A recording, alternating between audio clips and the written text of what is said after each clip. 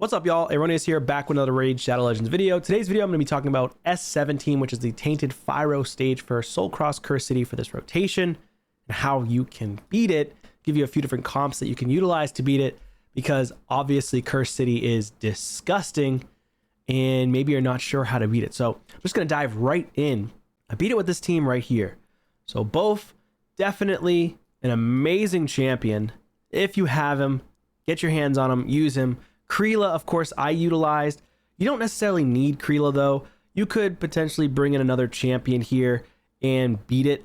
You could possibly even bring in just a Steel Skull who has some pretty amazing abilities. But all in all, Kreela is going to be really strong here because she'll be able to do the ally attacking and bring in multiple champions on your team. Place a stun debuff for one turn, obviously doesn't work on the boss. Has 80% chance of teaming up with 3 random allies, books out to 100%. So the 80% chance is kind of annoying if you don't have books. I didn't have books in her. I only got 1 book in her A1 here, as you can see. But if I had her with full books on a 3-turn cooldown, would make the boss so much easier, right? Now, of course, if you don't have her, I showed you one option with Steel Skull, and I'll explain that very shortly. So this team worked because of High Katoon. This chick here with Woad Painted, also very strong. She's got the great healing, reflect damage here on the team, and it's so strong because she removes all debuffs from this champion and 1 random debuff from all allies. Then heals this champion by 100% of their max HP, and heals all allies equal to 50% of the surplus heal. Afterwards, places a reflect damage buff on all allies for 2 turns, then grants this champion an extra turn, which means she can go into the A1. You don't really need to use the A3. You probably, unless the shield's down, she hits harder on this ability, but she's not really the DPS of the team. She's really there to A1 and then heal on the A2 and then keep people alive as much as possible. And you want to put her in Miracle Heal in a high blessing if you can get it, because she's going to help heal everybody up and replace or replenish the destroyed max HP that the boss does. Just because you hit the shield, you lose max HP or destroys max HP. And then when he hits you, he destroys more max HP, which is a problem. And then you're really going to want to get on your champions this ability right here. I think it's Phantom Touch. Let me just double check that really quickly. It is, yes, Phantom Touch. So Phantom Touch, so strong because it gives you an additional chance of inflicting bonus damage, which is strong against the shield. The bonus damage is what you're going to want to help get the shield down quickly and then hopefully keep it down. Now, I utilize Anointed. He is 6-star. And of course, he's not insane, but he's very strong because he's the only one with the freeze on a triple hitter. And then in a 6-star, he has a chance of doing 2 additional hits against the shield because of Phantom Touch. And this ability has a 2-hitter. This ability has a increased crit rate on all allies and fills turn meter by 25%, which is pretty strong. I would recommend putting him in a Relentless set. He's very strong in a Relentless set. I think that's what I ended up putting in on him.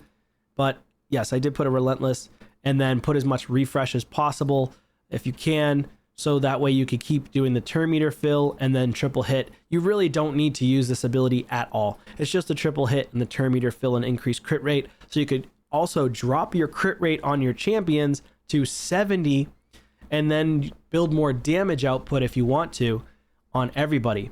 Now you can also potentially use Samson the Masher, since she has a crazy passive here. Decrease the damage this champion receives from critical hits by 20%.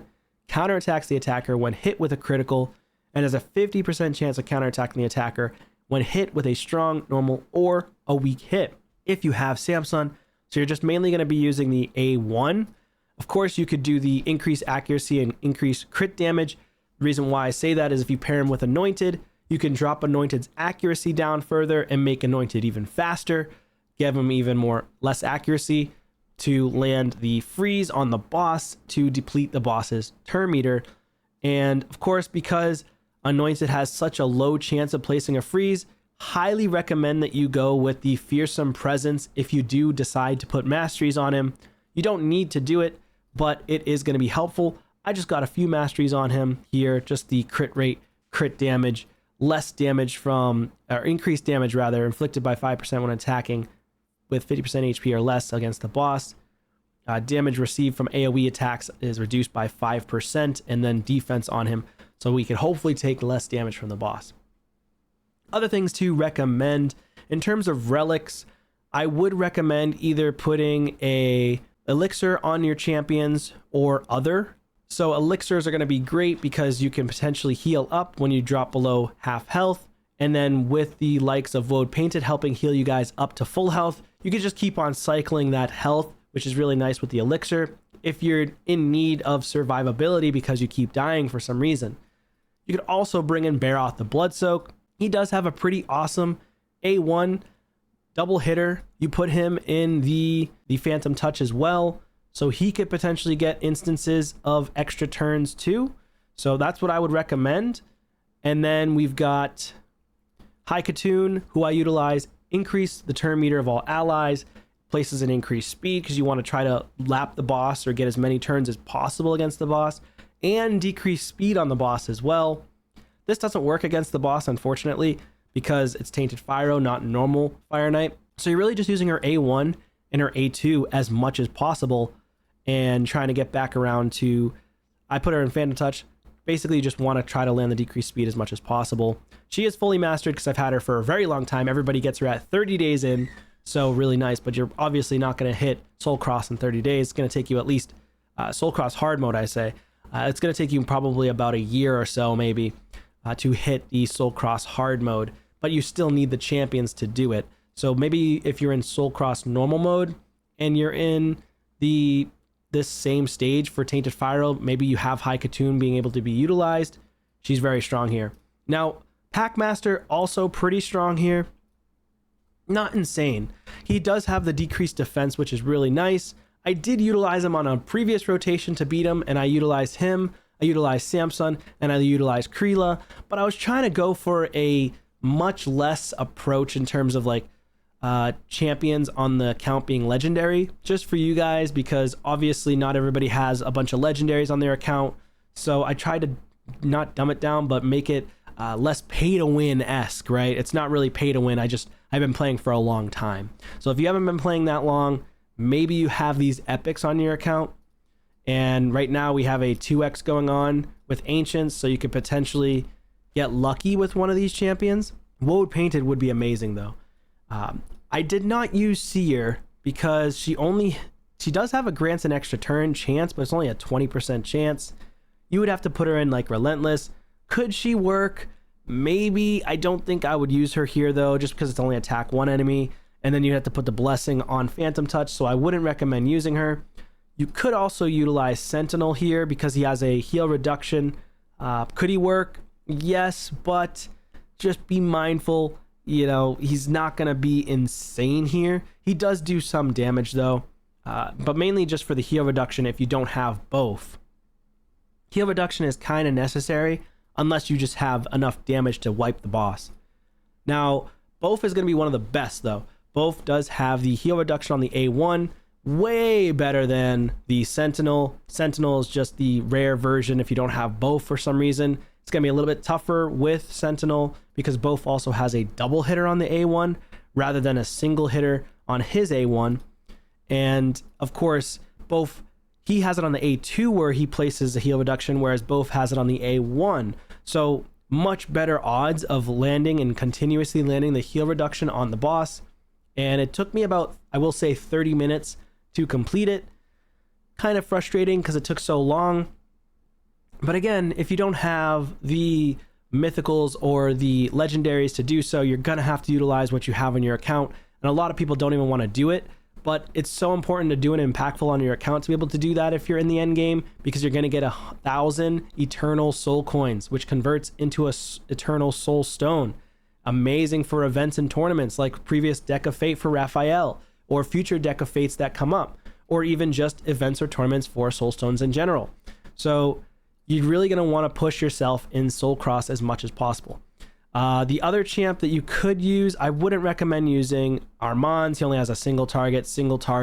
He doesn't really land any heal reduction, no decreased defense, no weakens, nothing that's going to seriously impact you in a positive way. And then you've got Loki, attacks all enemies. He does the block buffs. He doesn't really do much either, in my opinion. Evades. He's just doing single target. I wouldn't use him. If for some reason you have Uko, he could be okay, but he's not amazing. He just has a great increased speed and block damage when he revives people. But in a sense, he's not going to steal any buffs because the boss doesn't put buffs on himself. And he does have a double hitter and a single hitter. So if he was your only reviver, it's great if you get the boss's shield down and place a decrease attack so you get less damage against yourself, but he's not placing like weakens on the boss. He's only placing block buff and decreased accuracy, which could be helpful, 50% decreased accuracy, and it books out to 100%, but it's just not the champion you're probably going to want to utilize because he's not healing up your team. He's only simply placing the increased speed. I would much rather utilize the High Katoon. He has 20% speed in all battles. High Katoon has 19%, and she's an epic. And she's speeding you up, she's filling turn meter, she's placing decreased speed on the boss and increased speed on your team. So she's doing more than an Uko in a sense. You don't need a reviver. If you were to go with a reviver though, I would recommend Tagore. Tagore has HP in all battles if for some reason you want to use that, but I would recommend going with the speed. He has increased speed on all allies and he heals them by 15% of his max HP. So I do recommend Miracle Heal. If for some reason you don't have Woad Painted, go with Tagore, and he's going to be helpful because he has a double hit on the A1 and places an increased defense on the champion with the lowest current HP, which will help them take less damage from the boss. So this guy's great. I don't have masteries on him, but you could put masteries on him. Journal of Necrotos because it helps him with the healing. So whereas heals and turn meter increase effects applied to allies are boosted by 15%. And Journal of Necrotos is recommended on the High Katoon because of the turn meter fill. And then for Kreela, I would recommend Perch Shadow. Or if for some reason you don't have Kreela, you could put Perch Shadow on another champion, such as a Bof, such as a Woad Painted, such as High Katoon if you don't have Journal of Necrotos. But Journal of Necrotos is probably better because of the speed. You could also utilize Vrask in a Relentless set, put him at 100% crit rate to make sure he can heal up your team and put him in Miracle Heal. Very strong here, but again, he's not going to be the best in class. He's one of the worst. He's probably like D tier just because he only has a single hitter, not a double hitter. He doesn't provide any additional debuffs to the boss. Now, Steel Skull. Steel Skull is going to be one of the best. Why?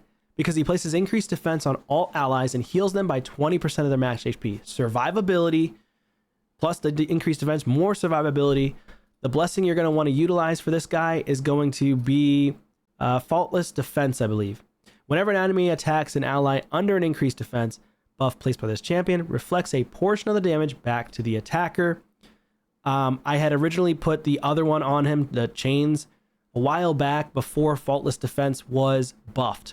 So this one here, Faultless Defense, I would highly recommend. If I have him at 6-star, you pair him with Woad Painted, and with the reflect damage and the increased defense, both of them are working in tandem so that the boss pretty much almost drops his shield when he hits everybody. So if you have them working in tandem in sync, reflect damage goes up, increased defense on all allies goes up. They're both healing and keeping your team alive. He has a double hitter on the A1. She has a double hitter on the A1. You bring in both. He does the decreased accuracy on the boss to not land a decreased speed or a decreased defense on your team. He's got the heal reduction. He's got healing, increased accuracy on your team. I mean, this guy's freaking amazing. Also, shout out to both. You could utilize him in PvP against Calvalax, Nell, against Poison champions because he does decrease the damage all allies receive from poison debuffs by 50%. An amazing champion.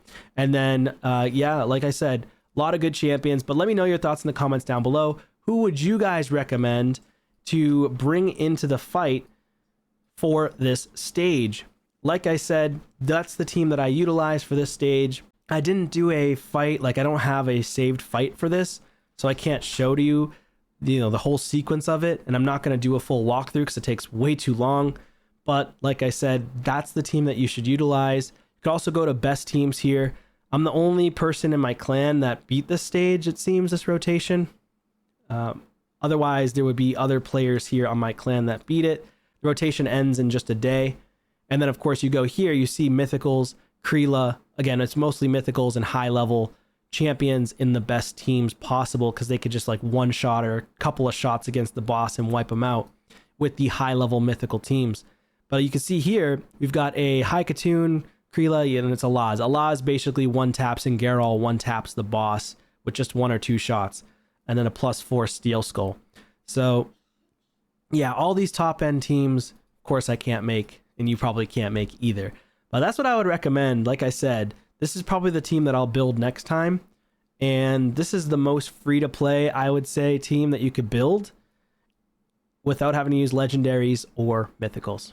Again, let me know your thoughts in the comments down below. Did you beat Tainted FYRO for this rotation? I would love to know. What champs did you utilize? Let us know in the comments down below to help other players of the community. And I'll see you on a video soon. Take care.